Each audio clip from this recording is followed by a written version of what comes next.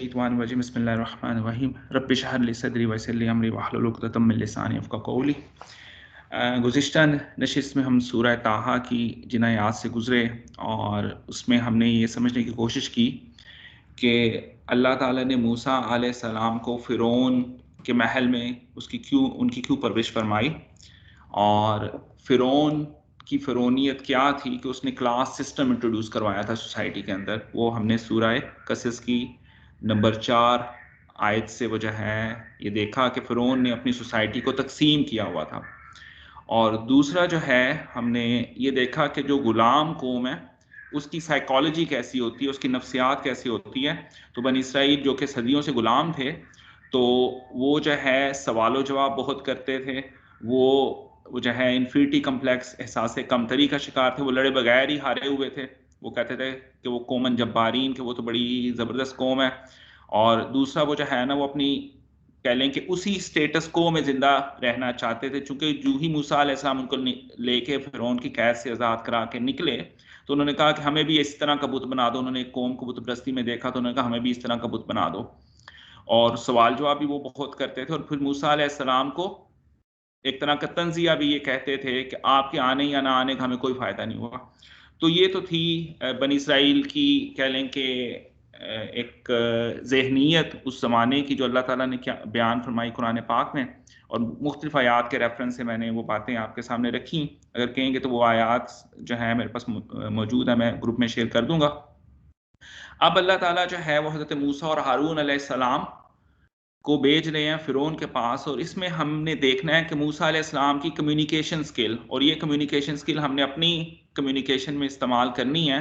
कि एक है इल्मी गुफ्तगू जो कि हमने देखी इब्राहीम और उनके वालिद की आपस में गुफ्तगू, कि इल्मी गुफ्तगू के जवाब में जब इल्म नहीं होता तो आपका मुखालिफ जो कि इल्म से नहीं रखता, तो वो जज्बाती अप्रोच अपनाता है और वो आप पे जज्बाती हमला करता है, क्योंकि उसके पास ग्राउंड जो मौजूद है वो जज्बाती है। तो आप उस ग्राउंड में अगर जाके उससे बात करेंगे तो वो आप पे हावी आ जाएगा। तो आपने अपना इल्मी मैदान नहीं छोड़ना। तो इसमें हम देखेंगे कि हज़रत मूसा अलैहिस्सलाम कैसे एक इल्मी गुफ्तगू को जारी रखते हैं फ़िरौन के साथ, और फ़िरौन उस वक़्त का बादशाह है और मोस्ट वो जो है एडवांस और सिविलाइज़्ड नेशन इजिप्ट का उस वक़्त की सुपर पावर का वो जो है बादशाह है। तो लाज़िम बात है वो बहुत कह लें कि कनिंग आदमी है, बहुत जिसे आप कह लें कि स्याना बंदा है, और वो कैसे वो जो है हज़रत मूसा अलैहिस्सलाम से वो गुफ्तगू करता है और मूसा अलैहिस्सलाम उससे कैसे गुफ्तगू करते हैं। इससे पहले मैं आपको बता दूँ, ये पिछली आयत में अल्लाह ताला ने फरमाया कि जाइए ला तहाफ़ा और मत डरिए, इन्ननी बेशक माकुमा मैं आप दोनों के साथ हूँ, अस्माउ व आरा मैं सुन भी रहा हूँ और देख भी रहा हूँ, सुनता भी हूँ और देखता भी हूँ। तो पहले अल्लाह ताला ने सुनने की बात की। अब आप देखें किसी को सुनना, आप उस शख्स को सुन सकते हैं जो आपके पास हो, और देखा किसी को दूर से भी जा सकता है। यानी अल्लाह ताला ने इसमें भी ये बात कही इनडायरेक्टली कि मैं आपके इतना करीब हूँ कि मैं आपको सुन भी रहा हूँ और आपको देख भी रहा हूँ।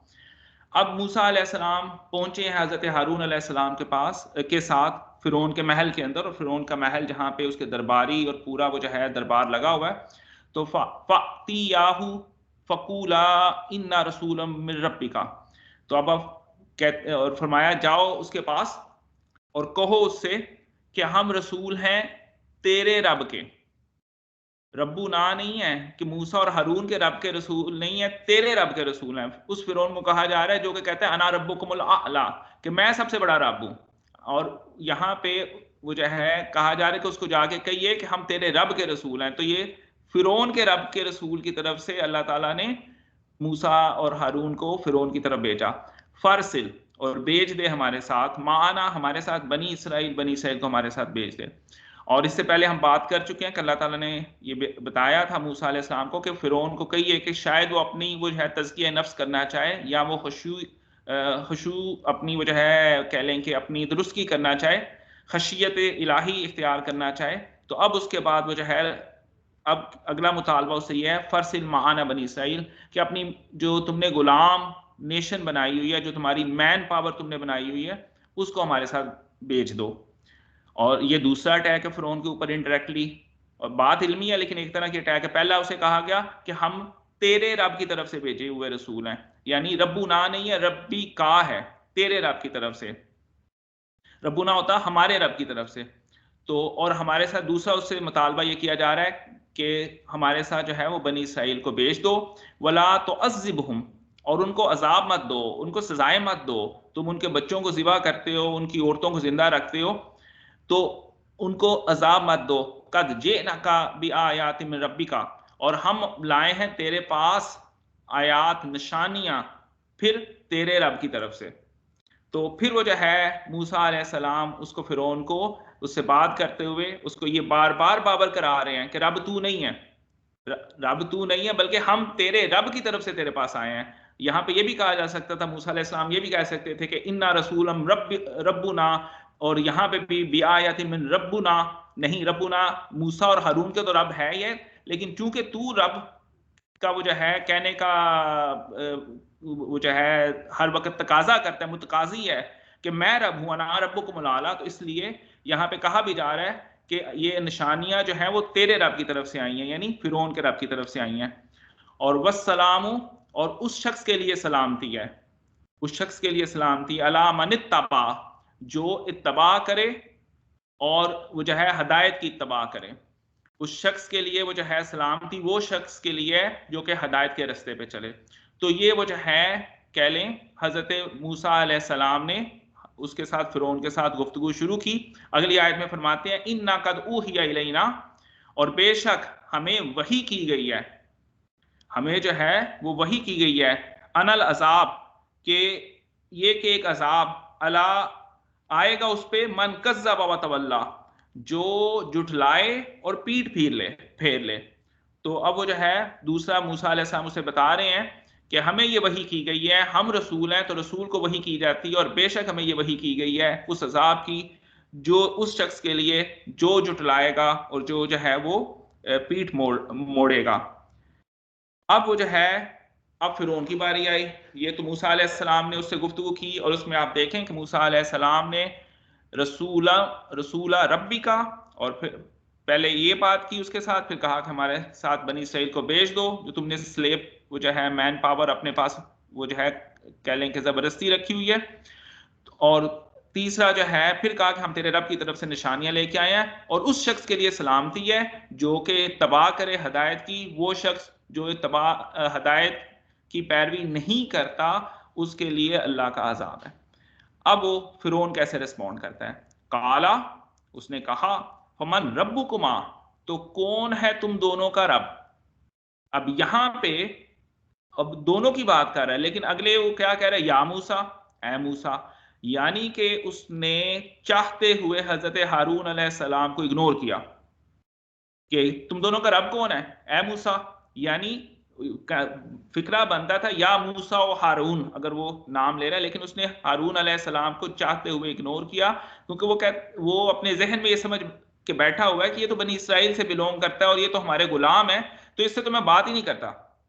ठीक है, इससे तो मैं बात ही नहीं करता। हाँ मूसा, आपको मैंने पाला है अपने महल के अंदर, चलो मैं आपसे बात करता हूं, तो रब कौन है, काला फमन रब्बुकुमा या मूसा, क्या है तुम दोनों का रब कौन है ए मूसा। तो हारून अलैहिस्सलाम को उसने मुखातिब नहीं किया, लेकिन अब मूसा अलैहिस्सलाम उसको जवाब देते हैं, काला रब्बुना, के बेशक रब है हमारा।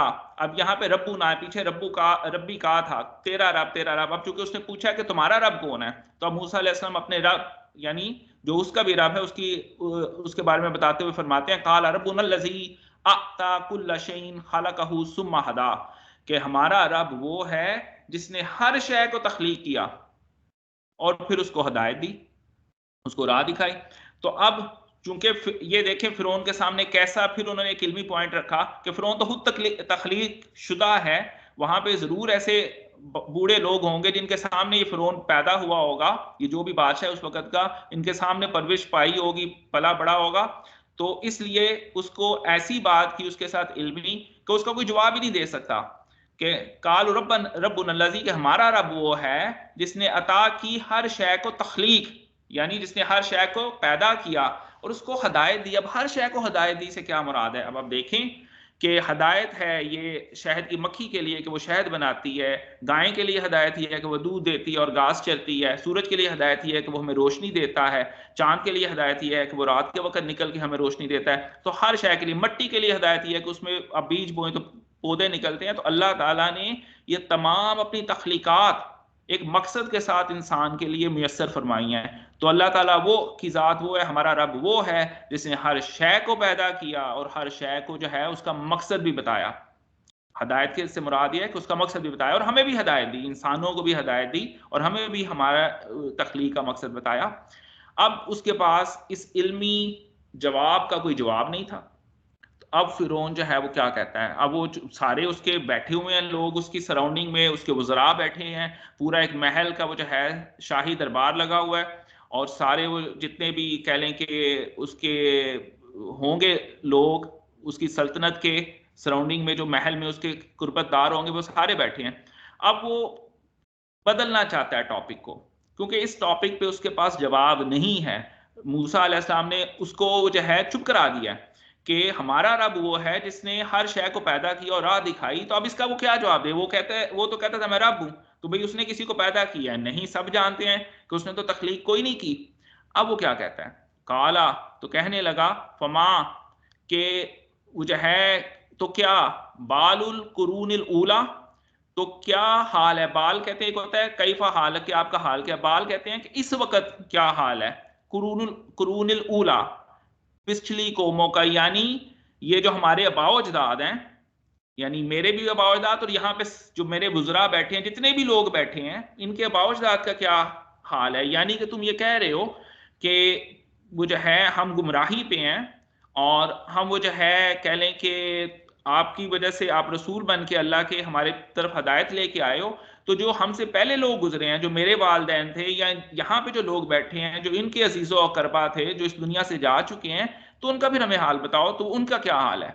यानी जज्बाती पॉइंट कि मूसा अलैहिस्सलाम कहें कि हाँ भाई वो तो जो है वो इस दुनिया में वो जो है जलालत की या गुमराही के रास्ते पे गए हैं, तो उनके लिए वो जो है डायरेक्ट कह लें कि कोई दोजक का सिलसिला है।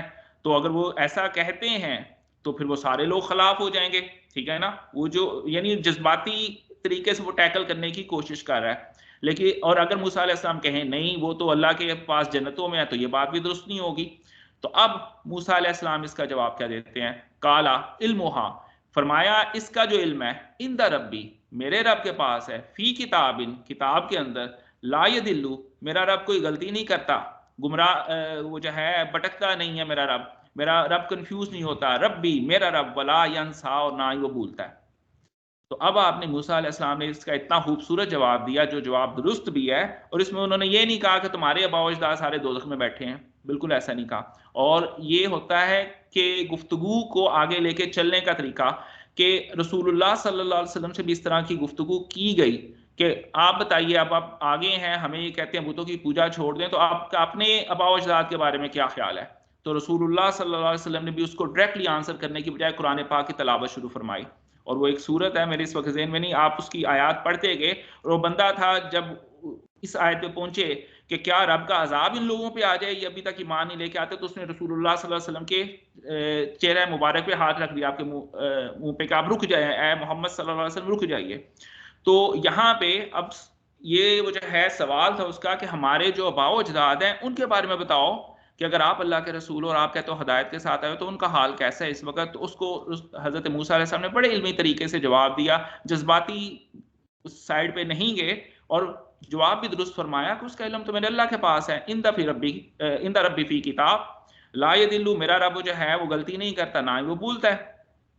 अब उसी खुदा के बारे में, अब चूंकि उसने क्रूने उला के बारे में पूछा, अपाव अजदाद के बारे में पूछा, जो कि गोद में खिलाते हैं बंदे को, पालते हैं किसी भी बच्चे के वालिदैन, तो अब फरमाते हैं अल्लाज़ी, मेरा रब वो है, जाअल लकुमुल अर्दा महदा, जिसने ज़मीन को जो है वो महद बनाया, एक तरह का रहने की जगह बनाया है, या कह लें कि वो बनाया है पंगूड़ा कह लें, या वो जो है रहने की, या फर्श बनाया है, यहाँ पे उन्होंने उसका ये भी माना किया, और उसमें से रस्ते निकाले, मसाला का लकुम फीहा, और बना दिए उसने उसमें फीहा सुबुलन, सुबुलन कहते हैं रस्ते, वांजला मिनस समा ईमान, और उसने जो है नाजिल किया आसमान से पानी, फाहरजना बिही बिही, और उसमें से निकाले वो जो है उसके अंदर से बिही अजवाजम मिन नबातिन शत्ता, और उसमें से वो जो है जोड़ों की शक्ल में, एक सांप की शक्ल में वो जो है मुख्तलिफ किस्म के वो जो है पौधे निकाले। अब ये बात क्यों हजरत मूसा अलैहिस्सलाम फरमा रहे हैं? क्योंकि ये जो मिस्र की सिविलाइजेशन है, ये सबसे पहली वो सिविलाइजेशन है जो कि ज़रई शोबे में सबसे आगे निकली। आप देखें, शुरू का जो इंसान था वो शिकार करता था, उसके पास थोड़े से माल मवेशी होते थे, और वो इधर उधर वो जो है ना ट्रैवलर की जिंदगी थी, नोमैड लाइफ थी उसकी, और उसमें जो है क्लास सिस्टम नहीं था।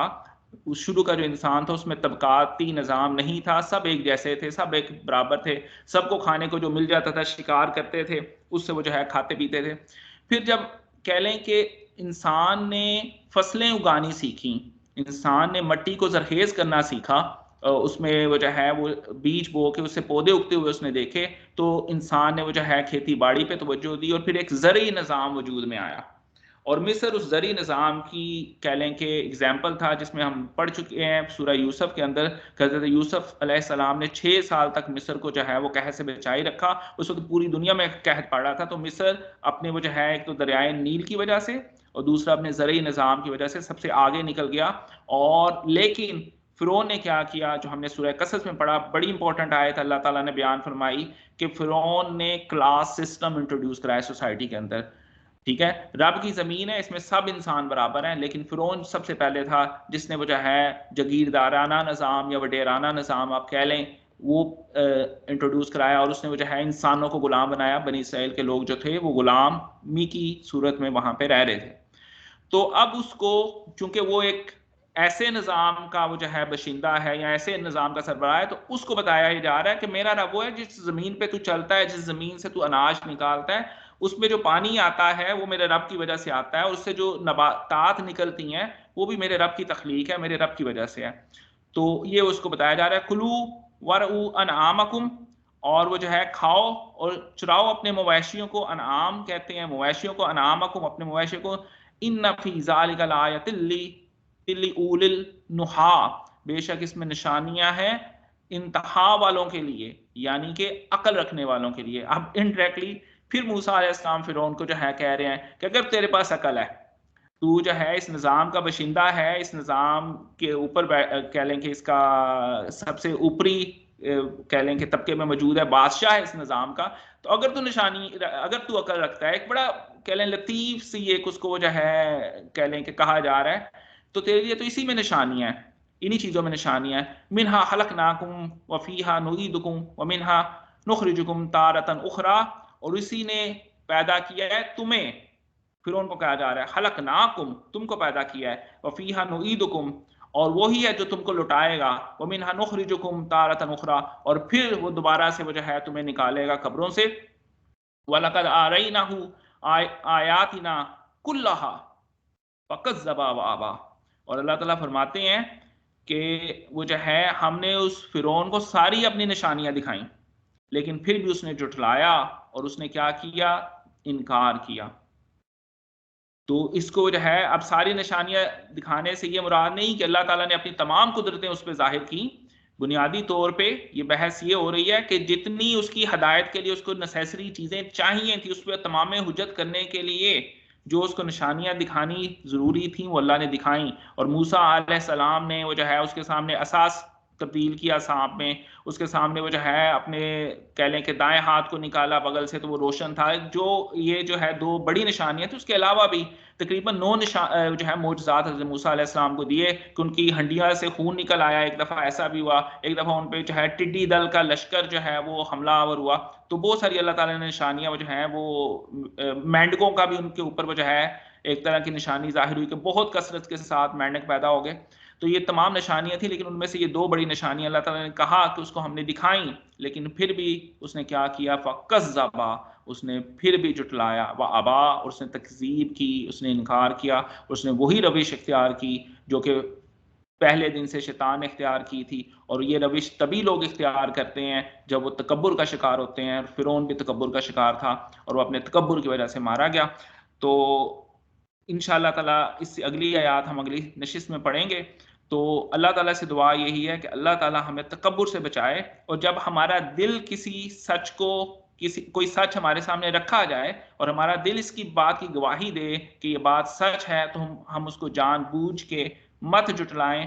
ये तकब्बुर की निशानी है और ये तकब्बुर था जिसने शैतान को रुसवा किया, ये तकब्बुर था जिसने फ़िरौन को गर्क किया। तो और रसूलुल्लाह सल्लल्लाहु अलैहि वसल्लम की बड़ी प्यारी हदीस है कि वो जो है जन्नत के अंदर वो शख्स दाखिल नहीं होगा जिसके पास राई के ज़र्रे के बराबर भी तकब्बुर होगा। और ये हम कहते हैं कि छोटी-सी बात है, ये बहुत बड़ी बात है, इस पे अमल करना बहुत मुश्किल है। तो मेरी दुआ है अल्लाह ताला से, अल्लाह ताला मुझे, आप सबको, हम सबको जो है वो तकब्बुर से बचाए और अल्लाह ताला वो जो है हमें कुरान पाक पढ़ने और समझने और उस पे अमल करने की तौफ़ीक दे। आमीन।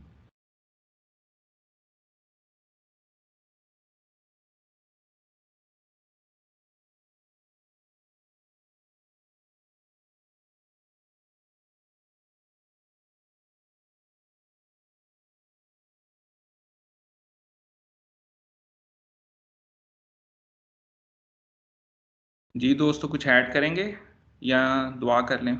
जी बिलाल भाई आप।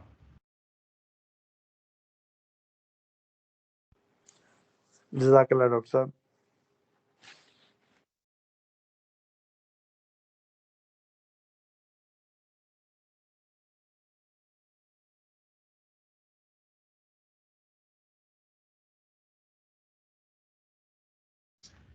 खुरम भाई या तारिक भाई आप कुछ कहेंगे या सफ़र भाई आप? जी, डॉक्टर साहब माशाल्लाह बड़े अच्छे तरीके से आपने इसको एक्सप्लेन कर दिया। तो बहरहाल एक पॉइंट मैं दोबारा, आपने भी अच्छे तरीके से बयान किया कि इससे पहले हम हज़रत इब्राहीम का पढ़ रहे थे कि वो जिस वक़्त किसी को दावत देते थे, तो बड़ा नरम नरम लहज़ा इख्तियार करते थे। तो इसमें भी हमें इसी तरह मिलता है कि जिस वक़्त फ़िरौन ने सवाल किया कि आपके आबा-ओ-अजदाद के बारे में आपका क्या है? तो असूलन तो उधर अगर हिकमत ना होती तो यही कहा जाता कि जी वो तो जहन्नमी है सारे जो अल्लाह ताला को नहीं थे मानते। लेकिन वहाँ पे भी बड़ा नरम अंदाज़ इख्तियार किया गया। और आज मैं देखता हूँ कि कई तबके के लोग जो है वो अजीबो-गरीब किस्म की बहस करते हैं। यानी कि ये भी मैंने बहस लोगों से सुनी है कि नबी अकरम सल्लल्लाहु अलैहि वसल्लम के वालिदैन के बारे में गुफ्तगू करते हैं, या उससे पहले लोग जो है जिन तक दावत नहीं पहुँची उनके बारे में गुफ्तगू करते हैं। अब मेरा ख़्याल है कि क़यामत वाले दिन हम लोगों से तो ये सवाल नहीं होगा कि आपसे पहले लोग क्या है जिन तक ये दावत नहीं पहुँची। तो इस बारे में भी थोड़ी-सी आप वज़ाहत कर दीजिएगा। जज़ाकल्लाह।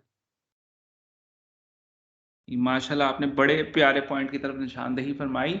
तो आप देखें ना सूरत फातिहा में अल्लाह ताला कहते हैं मालिक यौमिद्दीन, के यौमिद्दीन का मैं मालिक हूँ। मैंने जन्नत और दोज़ख का फ़ैसला करना है।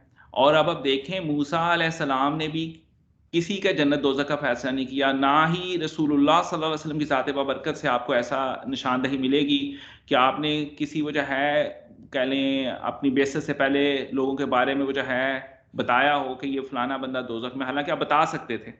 लेकिन तो ये वो जो है ना, हम तो आजकल अपने मुसलमान भाइयों के जन्नत दोज़ख के फ़ैसले फ़रमा रहे हैं। अब देखिए कि एक वो जो है मसलक के लोग दूसरे मसलक के लोगों को तो वो पता नहीं क्या-क्या फ़रमा देते हैं और खुद वो जो है सारे जन्नत में पहुँचे होते हैं। पता नहीं अब जन्नत में हर मसलक दूसरे को निकाल के बैठा होता है। लेकिन ये समझने की बात ये है कि रब ने ये फ़ैसला करना है। इंसानों को रब ने ये इख्तियार नहीं दिया कि वो रब बने। रब कहता है मैं हूँ मालिक यौमिद्दीन। ये सूरत फातिहा पढ़नी चाहिए सबको दोबारा से। भई मालिक यौमिद्दीन कौन है? फैसला किसके पास है? इख्तियार किसके पास है? किसने कहना है? ठीक है? और रब ये भी कहता है कुरान पाक में, मुझे ना बताओ तुम में से ज़्यादा तकवे वाला कौन है? मैं जानता हूँ कौन तकवे वाला है। मेरे सामने कोई ना बताए कि मैं वो जो है ना ज़्यादा तकवे वाला हूँ। ठीक है? और ये भी वो जो है कह लें कि लोग एक दूसरे के ऊपर फ़तवाबाज़ी, एक दूसरे को काफ़िर, मुशरिक, गुस्ताख, पता नहीं ईमान के फैसले चौकों के ऊपर हो रहे हैं। ये इंतहाई कह लें कि मुस्लिम उम्मा के लिए ख़तरनाक बात है और ख़ास तौर पे पाकिस्तान में बिलख़ुसूस ये काम बड़ी शिद्दत के साथ हो रहा है। हमें इससे रुकना होगा, हमें इससे वो जो है लोगों को मना करना होगा कि भई हम लोगों के हम हमारे पास इख्तियार ही कोई नहीं कि हम लोगों के ईमान को जज करते फिरें। फिर निकाल दें खुदा की ज़ात को, अगर आपने ईमान जज करना है तो फिर खुदा खुदा की क्या ज़रूरत है? रोज़े आखिरत क्यों है? वो जो है क्यों कहा गया कि अमालनामे किसी को दाएँ में मिलेंगे, किसी को बाएँ में मिलेंगे? तो अगर आपने ही फ़ैसला करना है, तो फिर छोड़ दीजिए इस बात को।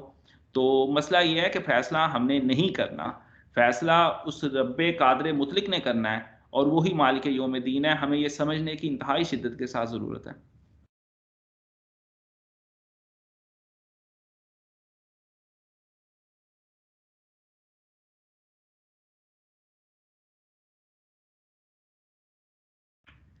वैसे ये देखिएगा आप दोस्त सारे, ये सूरह कसस की चौथी जो आयत थी ना, मैं तो पढ़ के मुझे बड़ा कह लें मेरी आंखें खुल गई कि अल्लाह ताला ने बताया क्लास सिस्टम के बारे में, और वो सबसे पहले बताया कि फ़िरौन ने ये इंट्रोड्यूस कराया था। तो मेरा था कि इस पर हम किसी दिन बैठ के डिस्कशन करते, या पिछली नशिस्त में करते, बिलाल भाई आप नहीं थे।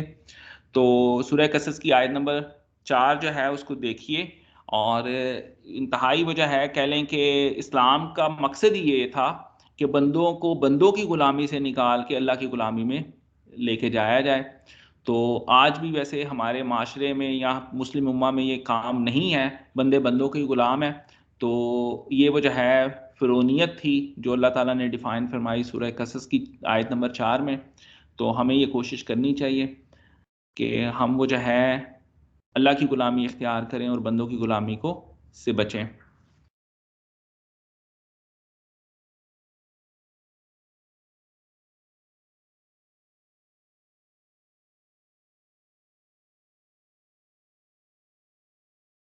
मेरा ख्याल है फिर दुआ कर ली जाए। बिलाल भाई दुआ फरमा दीजिएगा। बहुत शुक्रिया डॉक्टर साहब, थैंक यू वेरी मच। अच्छा सबक था आज का अल्हम्दुलिल्लाह, और सुनने का फ़ायदा भी होगा और अच्छा भी लगा, समझ भी आई। अल्लाह ताला इसमें इस्तिकामत अता फरमाए। बिस्मिल्लाहिर्रहमानिर्रहीम। अल्हम्दुलिल्लाहि रब्बिल आलमीन वस्सलातु वस्सलामु अला रसूलिहिल करीम। अल्लाहुम्मा रब्बना आतिना फिद दुनिया हसनतम व फिल आखिरति हसनतम व किना अज़ाबन्नार। रब्बना ज़लमना अनफुसना व इल्लम तग़फिर लना व तरहमना लनकूनन्ना मिनल ख़ासिरीन। अल्लाहुम्मा हासिबनी हिसाबन यसीरा। अल्लाहुम्मा अजिरना मिनन नार। अल्लाहुम्मा मन अहयैतहु मिन्ना फ़अहयि अलल इस्लाम व मन तवफ़्फ़ैतहु मिन्ना फ़तवफ़्फ़हु अलल ईमान। रब्बिरहमहुमा कमा रब्बयाना सगीरा। आमीन या रब्बुल आलमीन। अगली नशिस्त हो सकता है हमारी रमज़ानुल मुबारक में हो, तो कुछ टाइम अगर उसका कुछ डिफ़ाइन कर लें, यही टाइम चलने दें, या रमज़ान में क्या प्लान है अगर आज बता दें, या जैसे आप चाहें शेयर कर दीजिए, ग्रुप में कर दीजिएगा, जैसे बेहतर लगे। जी बहुत शुक्रिया, ये आपने अच्छा याद करवाया। तो बिल्कुल आप दोस्त अहबाब बताइए कि इसको वजह है, एक ये भी सूरत हाल हो सकती है कि आप अगर चाहें अपनी पर्सनल इबादत करना चाहते हैं तो हम इसको रमज़ान के महीने में रोक सकते हैं इस सिलसिले को। और दूसरा ये है कि चूँकि हम कुरान पाक की समझने की कोशिश कर रहे हैं और ये जो है आहिस्ता से ही समझा जाए, तो बेहतर है। जनाब उमर फ़ारूक रज़ी अल्लाह ताला ने 3 साल में सूरत बकरा पढ़ी थी। तो ये था सहाबा कराम का तर्ज अमल कि वो स्लोली ग्रेजुअली एक आयत को एब्जॉर्ब करते थे, समझते थे उसको, जो है देखते थे। तो हम इसको वो जो है इसी कंसिस्टेंसी के साथ जारी भी रख सकते हैं। तो आप बता दीजिएगा तमाम दोस्त अहबाब, और टाइमिंग का भी जैसे बिलाल भाई ने बताया, अगर इसको चेंज करना हो तो चेंज कर लेंगे। तो मिलते हैं इंशाल्लाह ताला अगली नशिस्त में। अस्सलाम वालेकुम वरहमतुल्लाहि व बरकातहू। जी आप कुछ कहने लगे?